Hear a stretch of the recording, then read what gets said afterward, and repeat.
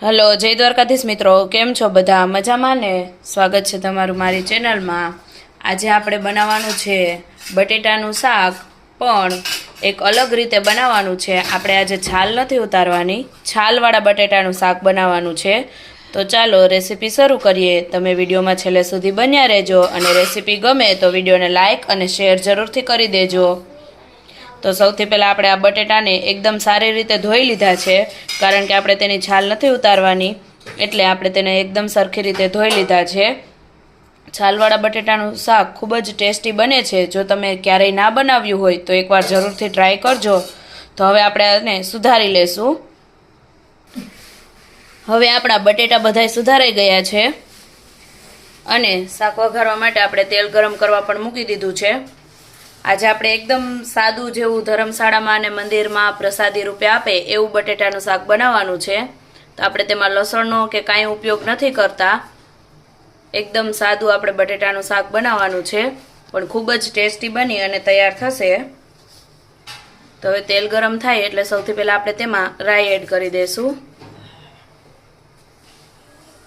રાઈ ફૂટી જાય એટલે ત્યાર પછી આપણે તેમાં જીરું એડ કરી દઈશું. થોડીક હિંગ નાખી દઈશું અને પછી આપણે બટેટા એડ કરી દઈશું.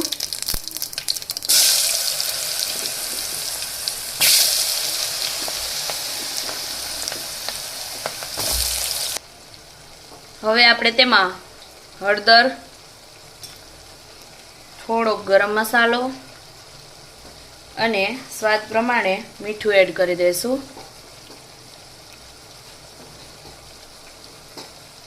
પછી થોડી વાર આપણે તેને તેલમાં ચડવા દઈશું. બટેટાને આપણે થોડી વાર માટે તેલમાં ચડવા દીધા છે. તો હવે ત્યાર પછી આપણે તેમાં એક ટમેટું એડ કરી દઈશું. ટમેટું એકદમ ઓપ્શનલ છે, જો તમારે એડ ના કરવું હોય તો તમે સ્કીપ કરી શકો છો.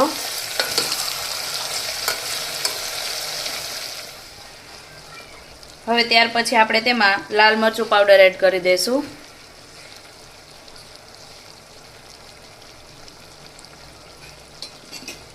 અને તેને મિક્સ કરી લેશું. હવે આપણે તેમાં જરૂર પૂરતું પાણી એડ કરી દઈશું અને 3 થી 4 સીટી કરી લેશું.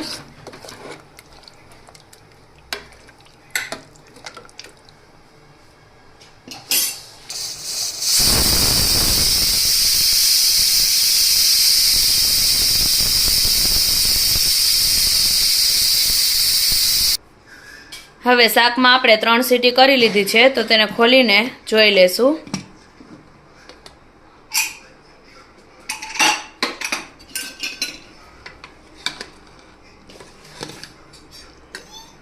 હવે આપણે તેને થોડી વાર માટે ફરીથી ગેસ ઉપર રાખશું અને તેને ચડવા દેશું, જેથી તેનો જે રસો છે તે એકદમ ઘટ થઈ જશે. આ રીતે આપણે તેને થોડી વાર માટે રાખશું એટલે તેનો જે એકદમ રસો છે તે ઘટ થઈ જશે અને એકદમ જે પ્રસાદીમાં શાક આવે બટેટાનું એવું બની અને તૈયાર થઈ જશે.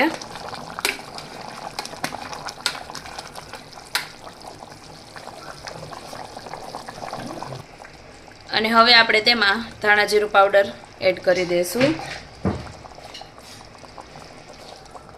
અને લીલા ધાણા એડ કરી દઈશું. થોડી વાર આ રીતે આપણે તેને ઘટ થવા દેશું.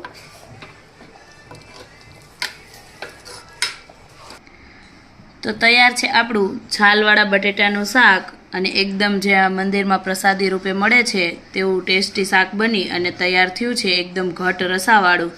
તો તમે પણ એકવાર જરૂરથી આ રીતે ટ્રાય કરજો અને કમેન્ટ કરીને જણાવજો કે તમને રેસીપી કેવી લાગી. વિડીયો ગમે તો લાઇક કરજો, શેર કરજો અને ચેનલમાં નવા હોય અને ચેનલને સબસ્ક્રાઈબ ના કરી હોય તો ચેનલને સબસ્ક્રાઈબ પણ જરૂરથી કરી દેજો. આવા અવનવા ગુજરાતી વાનગીઓના વિડીયો જોવા માટે એકવાર અમારી ચેનલની અવશ્ય મુલાકાત લેજો.